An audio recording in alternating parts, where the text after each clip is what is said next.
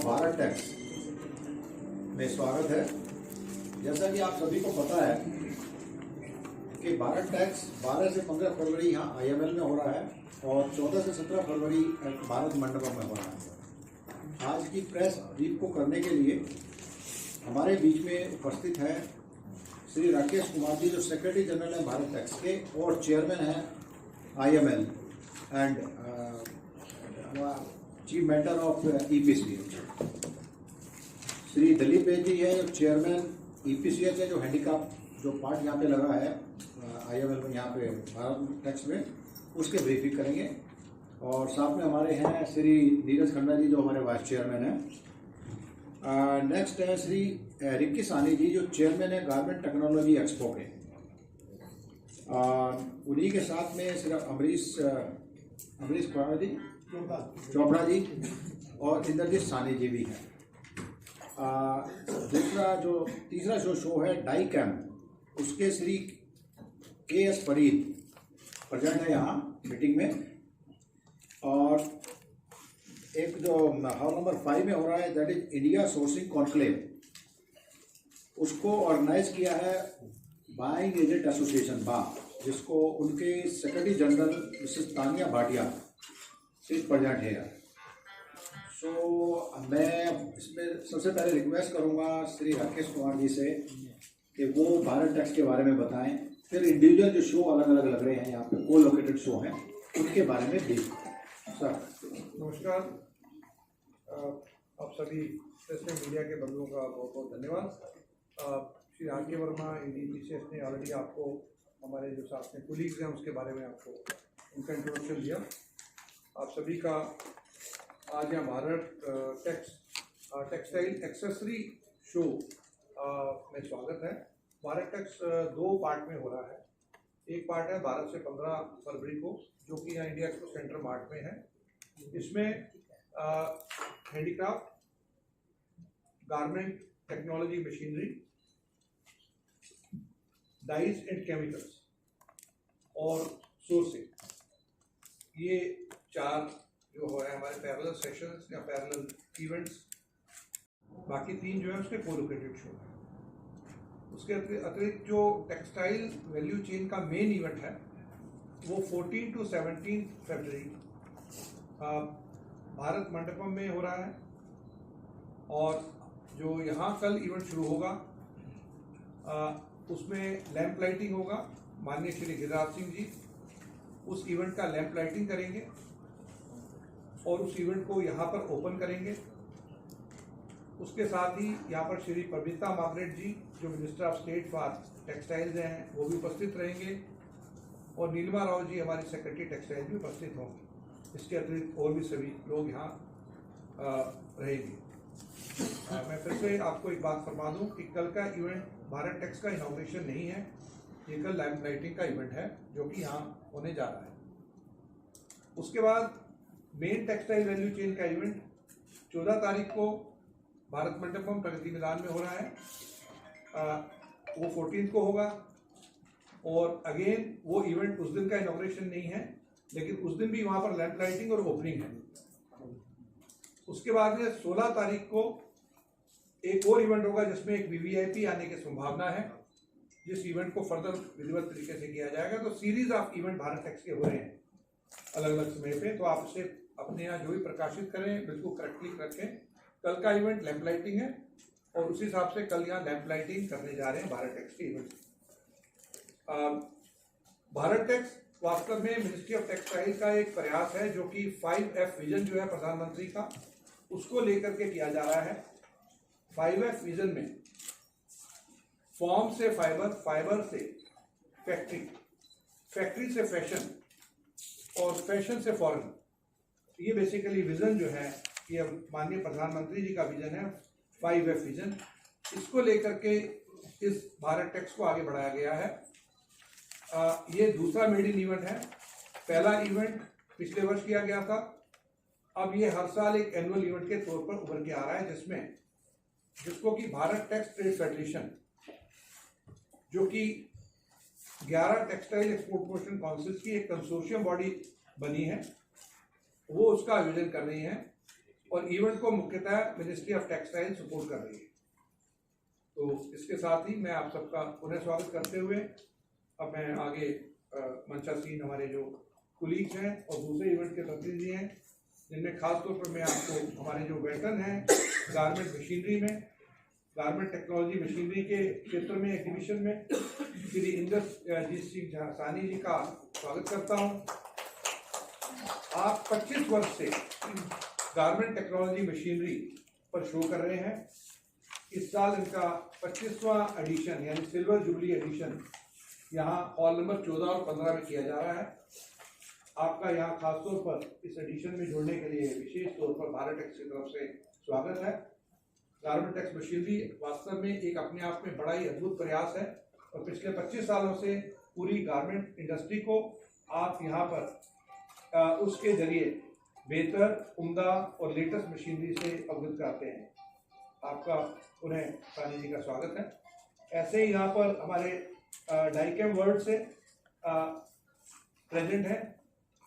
Die और chemicals के बारे में माननीय प्रधानमंत्री जी ने पिछले साल भारत टेक्स के अपने एड्रेस में विशेष तौर पर कहा था कि डाइज एंड केमिकल वस्त्र उद्योग में बहुत महत्वपूर्ण रोल अदा करती हैं, उसके बिना सभी वस्त्र अधूरे हैं। तो ऐसे में इस वक्त पूरा का पूरा एक डाइकेम शो, जो अपने आप में एक पूरा शो होता है गुजरात में, उसको इस साल यहाँ पर जोड़ा गया है। वो भी हमारे साथ हमारे शो में जुड़े हुए हैं। और ऐसे ही हमारे जो चौथे पिलर हैं हैंडीक्राफ्ट के अतिरिक्त, वो है हमारे सोर्सिंग कंसल्टेंट BA। ये भी एक अपना इवेंट अलग करते थे।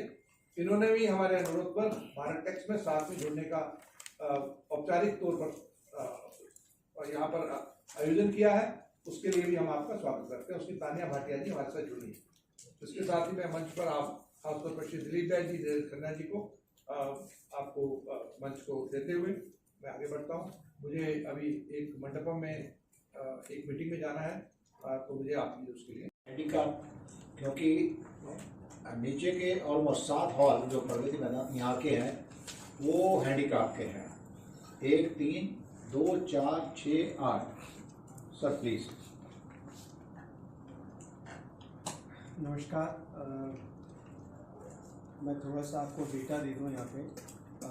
इस पेड़ में हमारे टोटल एग्जिबिटर्स हैं 586 एग्जिबिटर्स हैं, जिसमें GI हैंडीक्राफ्ट भी हैं, ट्रेडिशनल करीबन 100, और एक हमने टूरिस्टिक डिज़ाइन बनाते हैं जो इंस्टीट्यूट से निकलते हैं, NID से, NIFT से इनके, इनको भी इस बार हमने मौका दिया है कि वो अपने प्रोडक्ट्स को यहाँ शोकेस करें।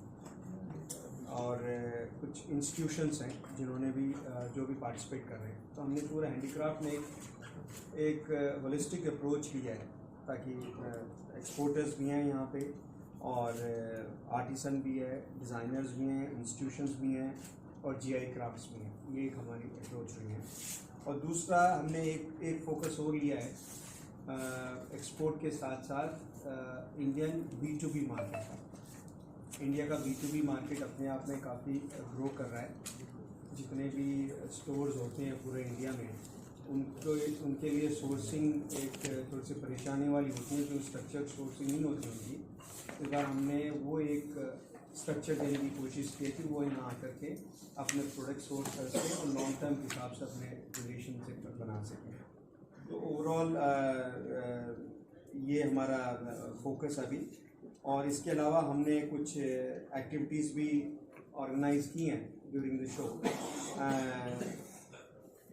ESG पे हमने एक क्वालिटी पैरामीटर्स को देखते हुए हमने एक शो कर रहे हैं, और क्रॉस बॉर्डर ट्रेड फाइनेंसिंग पे भी कर रहे हैं, जैसे फैक्टरिंग होती हैं उस पर भी, क्योंकि वो इम्पोर्टेंट है।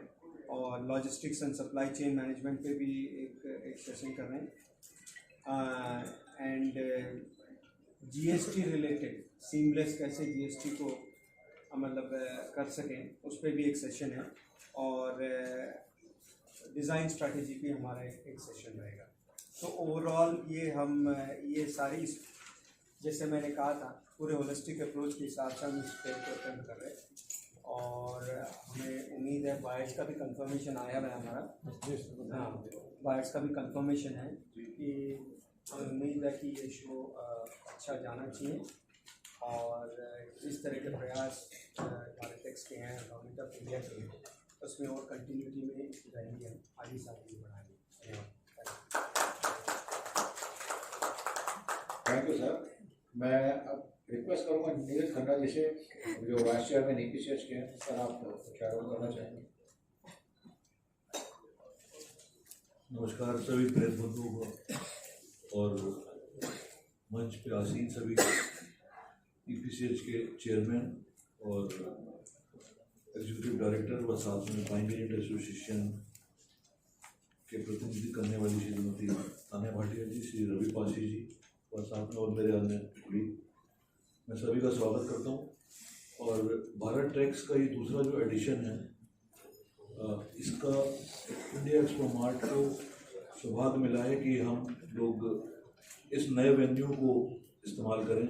मुझे लगता है कि ये वेन्यू भारत ट्रैक्स के लिए बहुत शुभ होगा, क्योंकि भारत ट्रैक्स का जो दूसरा एडिशन है वो इंडिया एक्सपो मार्ट में होने जा रहा है।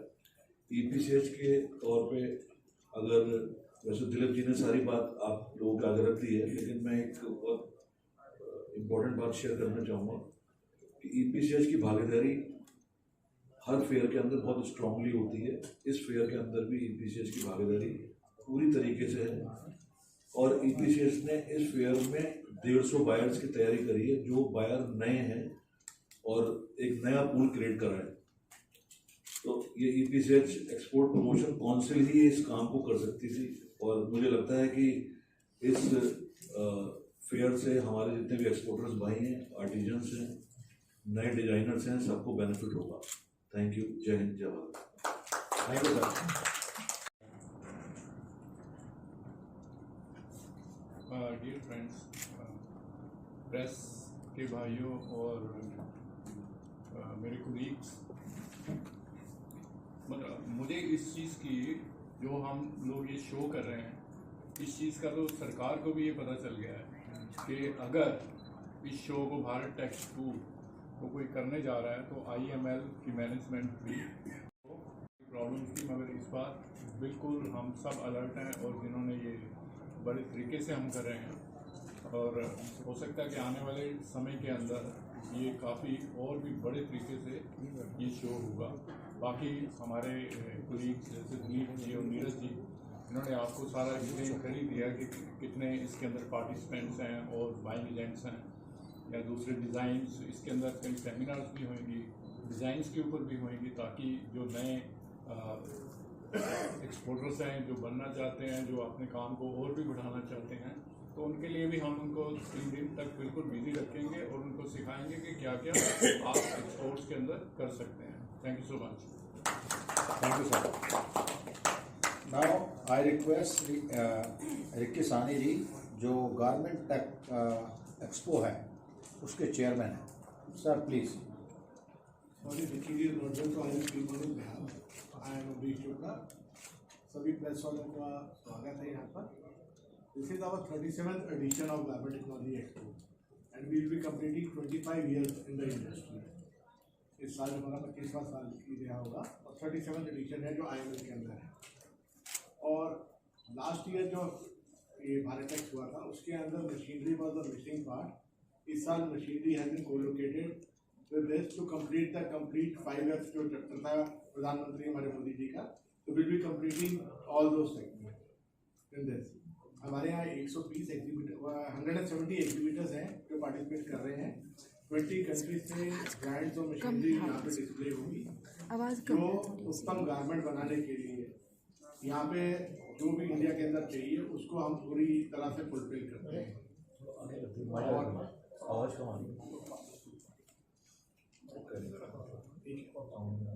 तो इसको हम पूरी तरह से कंप्लीट करते हैं।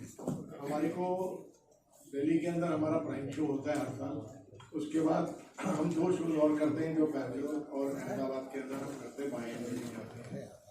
इस एग्जीबिशन के अंदर गारमेंट के लिए जो भी रिक्वायरमेंट, प्रिंटिंग मशीन हो, एम्ब्रॉयडरी हो, छोटे से छोटे धागे वाला हो या बटन वाला हो, उससे लेके कैट कैम वाला हो या बड़ी मशीनरी वाला जो भी हो, सब यहाँ पे डिस्प्ले होता है अंडर 1 करोड़।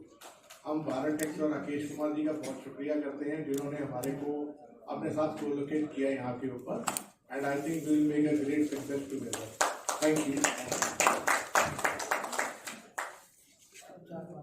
यू चोपड़ा साहब। आपने और ऐड करना सानी साहब, मैं ऐड करना चाहूँगा। बताइए। Anything and everything that goes into making a fine garment is not display. Like demos and सब है, कोई चीज़ की दुनिया में बहुत सी एग्जीबिशन होती हैं, but this is the most comprehensive exhibition जिसमें हर सेगमेंट जो इंडस्ट्री का है represented.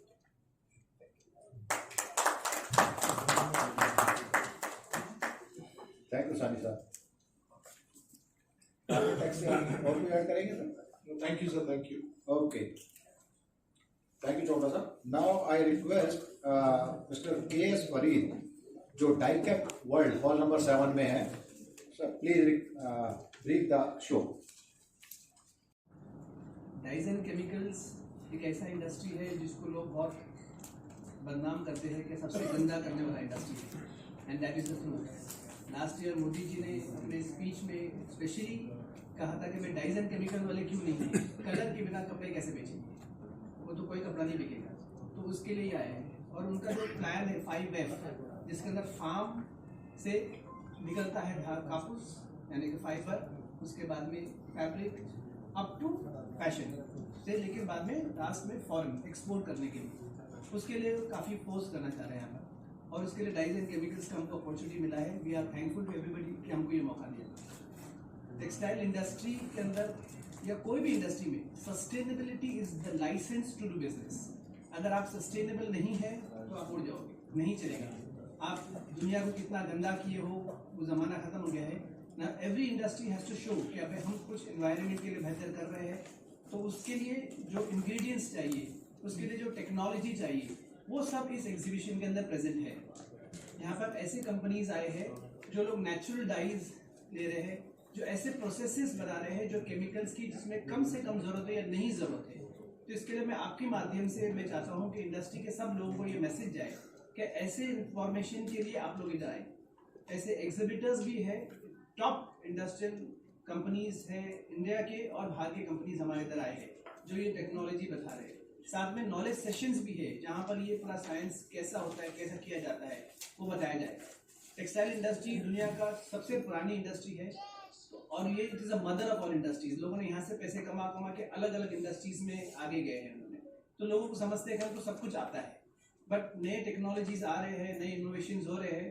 तो आप लोगों का बहुत इंपॉर्टेंट रोल है कि ये मैसेज सबको पहुँचाएं कि यहाँ पर आइए और आके यहाँ पर सीखिए, देखिए कैसा बिजनेस को बढ़ा सकते हैं और कैसे सस्टेनेबल बिजनेस बना सकते हैं जिसके अंदर बिजनेसेस का और हम सब का भी बेनिफिट हो। Thank you very much. Thank you. Handicraft sector, particularly this India Sourcing Conclave. Mrs. Tanya Bhatia is here. I request, madam. Thank you for joining us today. मैं सबसे पहले डायस पे बैठे, मंच पे बैठे सभी सीनियर्स का थैंक्स करना चाहूँगी। EPCH और भारत टेक्स की सारी टीम का थैंक्स करना चाहूँगी जिन्होंने BAA सोर्सिंग कंसल्टेंट्स एसोसिएशन को ISC इंडिया सोर्सिंग कॉन्क्लेव के माध्यम से यहाँ पर इनवाइट करा है। सबसे पहले मैं आपको थोड़ा सा एक ब्रीफ इंट्रोडक्शन दूँगी सोर्सिंग कंसल्टेंट्स या BAA का के माध्यम से कंट्री जनरेट करती है। So we have a very important role to play in the export turnover of the country. ISC हमारा सेकेंड एडिशन है। 2023 में हमने फर्स्ट ISC करा था जो एक्सट्रीमली सक्सेसफुल था। हमने बहुत छोटे से शुरू करा था। We had only 100 exhibitors in our show, लेकिन वो 100 एग्जिबिटर्स जो थे वो पैन इंडिया एग्जिबिटर्स थे और हर एग्जिबिटर एक यूनिक कैटेगरी लेकर आया था जो अनएक्सप्लोर्ड थी for buying agent community also and exporter community also और कस्टमर्स के लिए भी। विच मीन्स अनएक्सप्लोर्ड से मेरा मतलब है कि हमारे कंट्री इतना वास्ट फैब्रिक है of workmanship, of artisan, skilled people, इतना हमारे पास स्किल फैब्रिक है, लेकिन वो अनएक्सप्लोर्ड है, अनएक्सप्लॉइटेड है। तो हमने उनको इनवाइट किया था ताकि एवरीबडी शुड नो कि क्या क्या पॉसिबिलिटीज हैं जो इंडिया कर सकती है और जिसके बारे में हम लोग जानते भी नहीं हैं. And I think that's also the reason कि हम लोग नोटिस में आए. We got the eyeballs of EPCH and the BharatEx team, and we have been invited again to participate. So talking about the current event that is going to start tomorrow, we again have over 80 to 100 stakeholders only. हम लोग बहुत ज़्यादा बड़ा show नहीं करते because हम बहुत meaningful exhibitors को एग्जिबिट करना चाहते हैं, नॉट पीपल हु जिनको सब लोग ऑलरेडी जानते हैं. उससे नए एक्सपोर्टर्स को भी एक प्लेटफॉर्म मिलता है ताकि वो आगे आएँ और अपना प्रोडक्ट दिखा सकें. हमारे इवेंट में we are invited and we have over the next 3 days stakeholders from all industries. Firstly, investees who are our very important trade partners, जो अपने ट्रेड कमीशंस के साथ में यहाँ पे over the next 3 days present होंगे. We have Japan, Italy, Egypt and Lithuania will be here. और वो हमारे मेंबर्स को और जो एक्सपोर्टर कम्युनिटी वहाँ पे होगी उनको एजुकेट करेंगे ऑन क्या ट्रेड पॉलिसीज हैं, क्या ऐसे एरियाज हैं जहाँ को जिनको वो एवेन्यूज़ हैं जिनको वो एक्सप्लॉयट या देख सकते हैं या उन वेंचर्स में एंटर कर सकते हैं. So that's a very important part of the conclave that we are doing. This conclave is going to be a knowledge sharing conclave over the next 3 days where हमारे जितने स्टेक होल्डर्स हैं जैसे कि trade partners, embassies हुए, logistic companies हुई, labs हुए जो testings करते हैं हमारे साथ में, वो कुछ 2 मेन टॉपिक्स पे डिस्कशंस चलेंगे. वन बीइंग सस्टेनेबिलिटी जिसके बारे में ऑलरेडी बात हुई, ESG जो इस वक्त सबसे इम्पॉर्टेंट टॉपिक है world over globally. So we will be talking on these topics so that ना सिर्फ हमारी BAA कम्युनिटी एडुकेट हुए बट जो एक्सपोर्टर कम्युनिटी जिनको हम लेकर आ रहे हैं उनको भी पता चले कि ग्लोबली क्या नॉर्म्स हैं ESG के और कैसे उनको अपना स्टैंडर्ड अपडेट करना है, अपने क्वालिटी प्रोसीजर्स प्रोटोकॉल्स को अपडेटेड रखना है. एंड इसी के साथ में हमारा next topic during the course of 3 days will be risk mitigation, जो कि again in the global scenario जो कि है, जो इकोनॉमिक सिचुएशंस हैं, एक सिचुएशन जो हम फेस करते हैं both for exporters and buying agents जहाँ पे हमारा finance is always at risk because of companies filing Chapter 11 and all of that. So we will have important people talking on risk mitigation also. So all in all, this will be conclave which will be very wholesome, जिसमें कि exhibitions होंगी, talks होंगी, knowledge sharing seminars होंगे, and we are hoping that it will be very successful for all stakeholders over there. And I invite you all in hall number 5. BAA Pavilion की over the next 4 days आप please जरूर visit करें and take a look at what we have to offer. Thank you very much. चलेंगे भारत से 15 के बीच में. आपको एक प्रेस नोट्स आई थिंक जो आपको दिया गया है, हर एक शो ऑर्गेनाइजर ने आपको एक्सटेंड किया गया है. तो हर एक का अलग अलग आपको दिया गया है, तो उसको जस्ट आपको इन्फॉर्मेशन के लिए था. दूसरा, जैसा भी बताया कि EPCH ने वो आप ज्वाइन करें. इन द मीन टाइम अगर आपके कुछ क्वेश्चंस हैं, एटलीस्ट चारों जो शो लोग कोलोक्रेटिव वाले हैं सब यहाँ बैठे हुए हैं, you can ask their questions directly.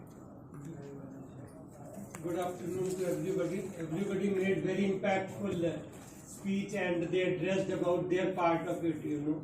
But what resonated with me was sustainability, sustainability, sustainability. I'll first quickly introduce myself. Just as Salil Chawla, DFO Publication. We are in this space since now close to 36 years. And I will start by saying, like Khanna ji said, you know, शुभ हो, मैं कहूँगा शुभ मंगलकारी हो Bharat tax सबके लिए, पूरे textile परिवार के लिए और संसार के लिए.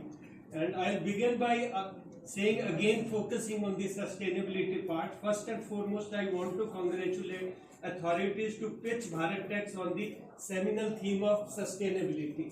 Because I think other than that, perhaps there was no way to kind of pitch Indian textile and make it aspiring textile global brand, you know.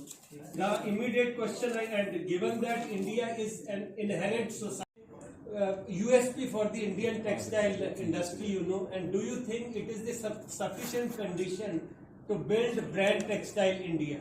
Thank you so much for the opportunity. Anyone can ask, sir. Suddenly we have got laundry finishing units. We are working on, they are all working on sustainability at their end, so that the chemical, dyes and chemicals, so they are using it, they can use that, and water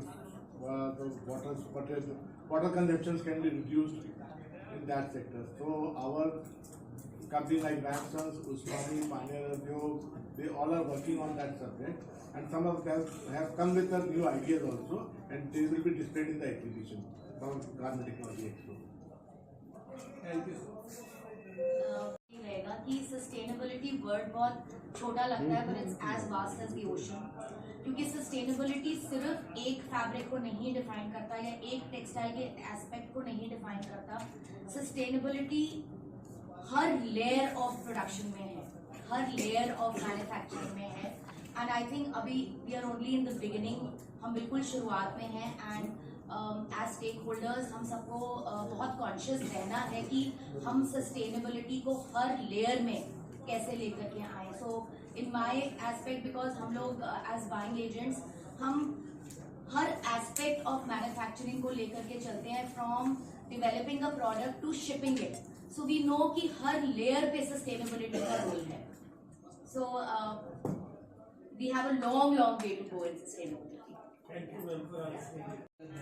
और fabric manufacturing और ये सब जो है UK से आया है, वो हेड्स थे, लेकिन वहाँ से सबको भगा दिया गया मार्केट, क्योंकि ये तो वहाँ पर गंदगी बहुत फैला रहे हैं. तो वहाँ से फिर ये इंडिया में आया है, और इंडिया में कितने साल रहेगा पता नहीं, फिर यहाँ से शायद कोई और जगह चला जाएगा अगर हम उसको इसी तरीके से गंदा करते रहे हैं. हमारे देश में, हमारे इंडिया के अंदर ऐसे कुछ एरियाज हैं जहाँ पर कुत्ते को देके बता देते हैं कि कौन सी गली का है. वो लाल कलर का है तो उस गली से आया, ब्लू कलर का उस गली से. इतना है वहाँ के में जो ऐसा ही चलता रहेगा तो हमारे डीएनए के अंदर घुस जाएगा और इंसानी भी ऐसा बनना शुरू हो जाएगा. तो it is actually high time कि हम ये चीज़ समझ जाए, और आप लोग जो है इस चीज़ को जितना हो सके तो उतना उठाए, ताकि प्रेशर आए मैन्युफैक्चरर्स के ऊपर. Sustainable practices are available, companies ने बहुत सारी चीज़ ईजाद कर दी है, लेकिन वो थोड़ा महंगा होने की वजह से लोग उसको अडॉप्ट नहीं करते हैं, या तो बिकॉज वो नया नॉलेज सीखना पड़ता है. सीखने के लिए लोगों को बहुत तकलीफ होती है, स्कूल तक सीख लिए, अभी आगे सीखना नहीं चाहते हैं. Otherwise all the technologies are available. इसके अंदर जो है डाइज एंड केमिकल्स को मैं बहुत इंपॉर्टेंट, मैं मेन इवेंट मानता हूँ मैं इसको, क्योंकि ये फाइनली फैब्रिक बन जाने के बाद, गारमेंट बन जाने के बाद में जो जिस्म को जो टच होता है वो कलर और केमिकल होता है. तो उसके अंदर बिकॉज ऑफ दैट लोगों को एलर्जी प्रॉब्लम्स होते हैं बहुत सारे, और आजकल के जो नए नस्ल जो है उनका इम्यूनिटी लेवल वो नहीं रहा जो हमारे बाप दादाओं का रहा है. तो इसके लिए इट इज़ वेरी इंपॉर्टेंट कि हम वो चीज़ करें. यूरोप कंट्रीज और अमेरिका, वहाँ पर काफ़ी कंट्रोल स्ट्रॉन्ग हो चुका है, and India is also following suit. तो उसके हिसाब से सस्टेनेबिलिटी एक होलिस्टिक अप्रोच है, जिससे मैटर होता है. और उसके अंदर जो है हमारे इस एग्जीबिशन के अंदर ऐसे बहुत सारे लोग हैं जो ये इन्फॉर्मेशन दे रहे हैं. Thank you for bringing the whole cohort together and making BharatTex a truly inclusive event this time. My question is pertaining to the visitor footfall. So the projected footfall of the whole BharatTex event is 1 lakh, and I think that is mainly going to be at the Bharat Mandapam. So how much we are going to attract there as projected at the India Expo? As a EPCH, we have invited almost a large number of overseas buyers. Number तो नहीं मैं अभी बता सकता हूँ, लेकिन बार तो सामने आ जाएगा, सामने देखिए. बाकी रहा है जो वैसे फुटफॉल है, that you will see the good footfall here, because we have already, हमारा एक हैंडीकैप सेक्शन, ऊपर के 4 हॉल हैं, उनके अंदर काफ़ी वैरायटी ऑफ प्रोडक्ट्स हैं.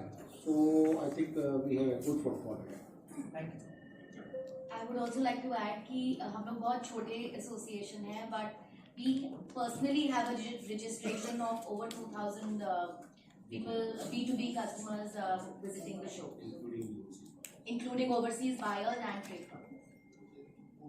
होटल, खाना पीना सब कुछ करने का चाह. तो we will be having more than 5,000 brands who are visiting over here, जो हम उम्मीद करते हैं कि हमारे मैन्युफैक्चरर्स को अच्छा बिजनेस देंगे.